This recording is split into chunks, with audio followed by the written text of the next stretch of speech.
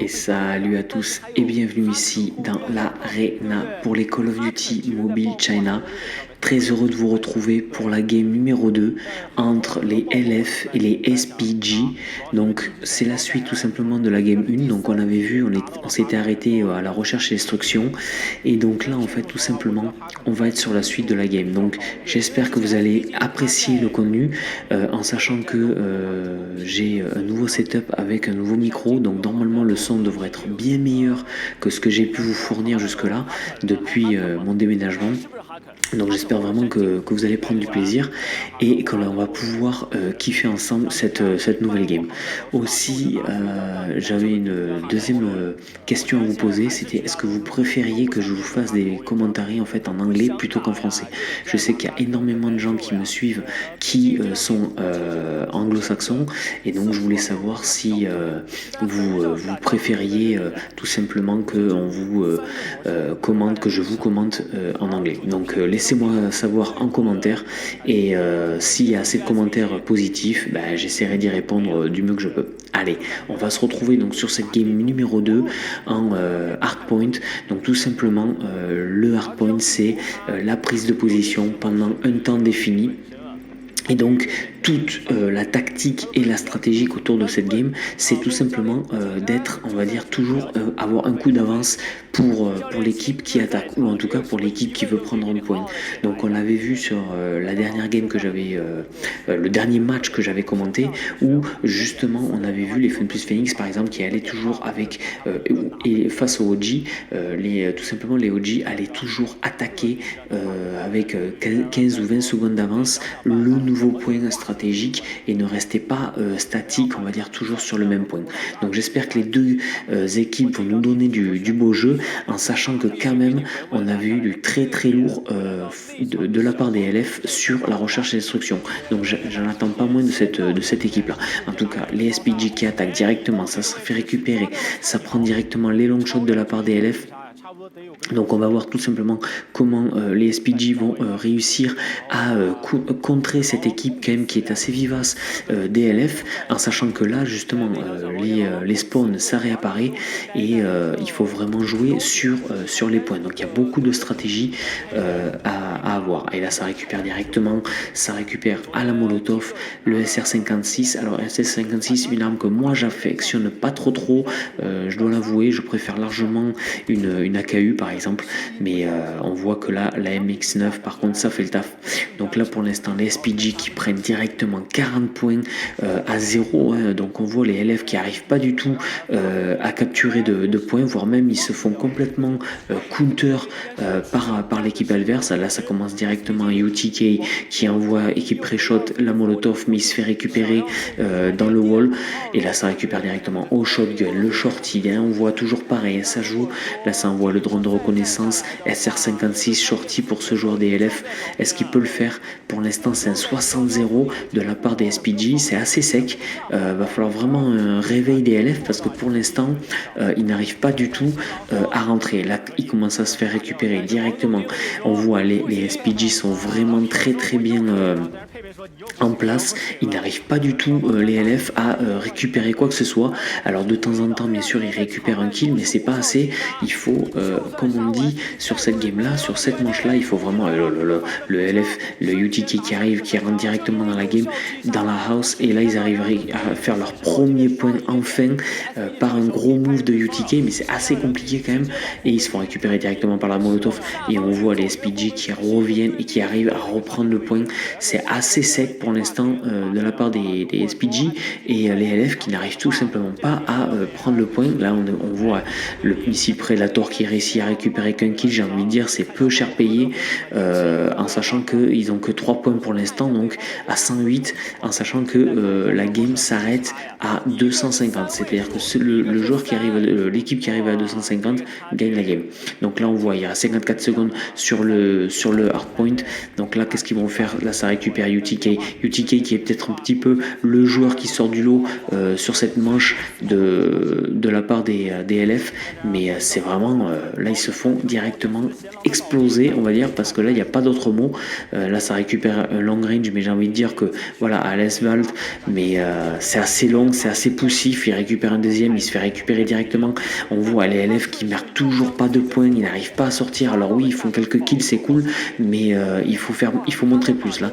La 133 points, est-ce qu'il peut y aller directement au shorty? J'ai envie de dire, c'est un petit peu voilà, ça va directement, ça sert strictement à rien là ce qu'il vient de faire le joueur au lance-roquette. Là j'ai envie de dire, ils sont un petit peu perdus, ils n'y arrivent pas du tout. UTK, qu'est-ce qu'il va faire? Il réussit à récupérer, il rentre directement, ça y est, il va peut-être prendre un deuxième kill, il a réussi. Oh là là, il a réussi juste à marquer un point. Pour l'instant, UTK est le joueur qui sort du lot de cette équipe.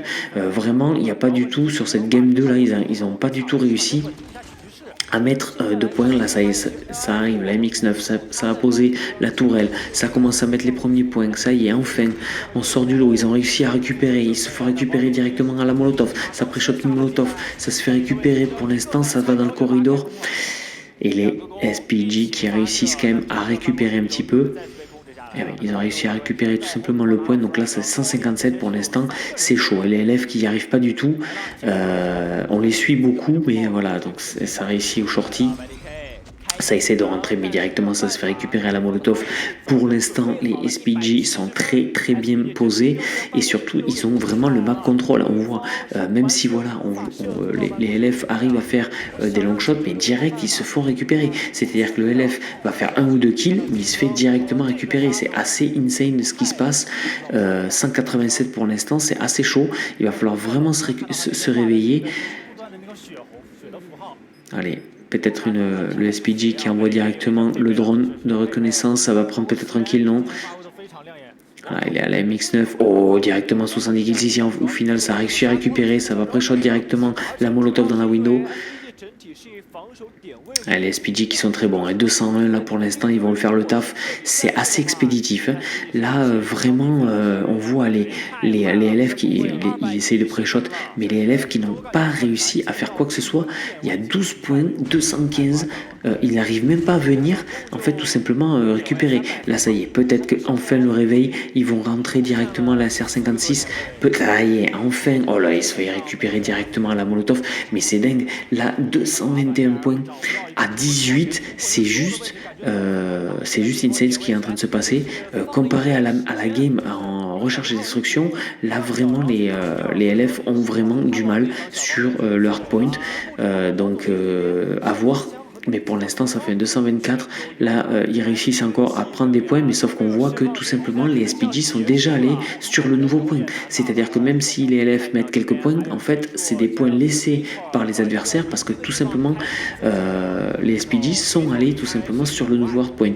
Et là on voit les SPG qui commencent à faire totalement le ménage avec le bombardier.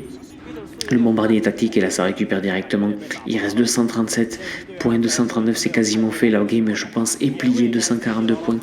Là c'est fini, les SPG pourront pas revenir, et même s'ils reviennent je pense que ça va être trop juste. Et là c'est fini, la game est terminée.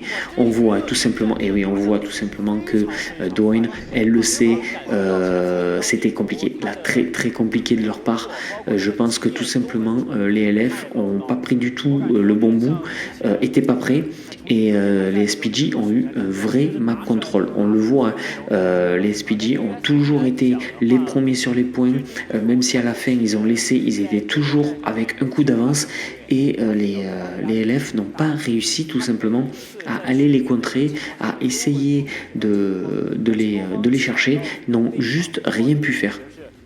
Donc on le voit, c'est clair, ils ont réussi à faire quelques games, quelques kills de loin, etc., en long range et tout, mais c'est trop peu en fait par rapport au niveau de jeu qui est demandé dans la compétition, mais surtout par rapport à la game. Les SPG ont été tout simplement au-dessus.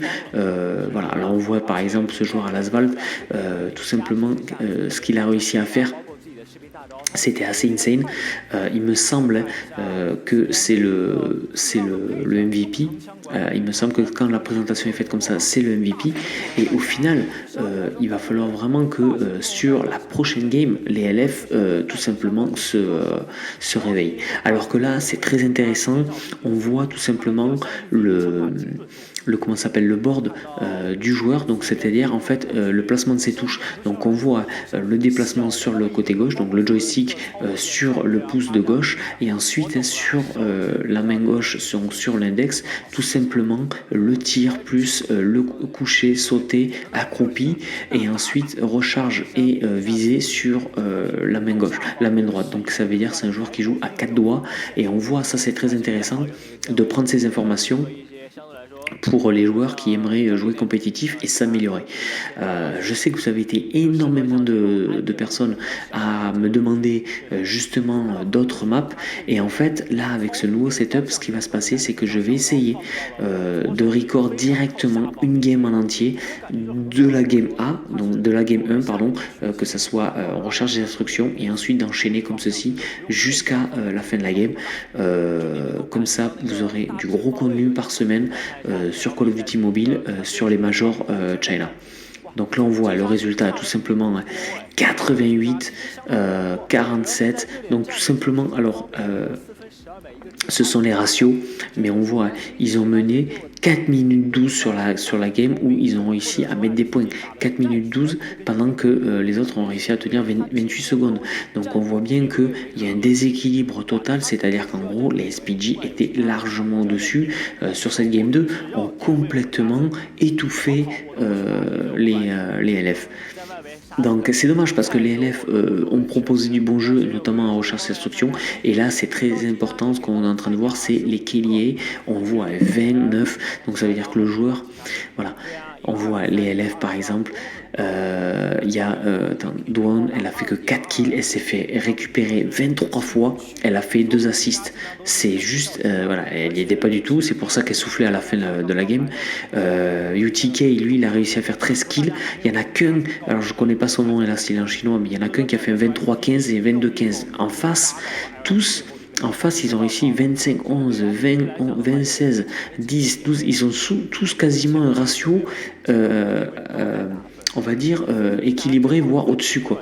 Et on voit le MVP, c'est un SPG, 25 kills. Il a fait 2631 de damage. Il a sorti 9 kills streak et il a fait un score de 3571. Donc, tout simplement, il finit MVP de la game, ce qui est totalement logique. Et c'est à l'image, on va dire, de son équipe qui ont été largement meilleurs sur cette game, quoi. Donc voilà. Donc comme je vous dis, du lourd arrive très rapidement sur la chaîne avec la fin de cette game, et surtout des games beaucoup plus longues. Donc j'espère que vous allez apprécier le contenu et que vous apprécierez surtout la qualité. Je vous dis à la prochaine, à plus, ciao ciao.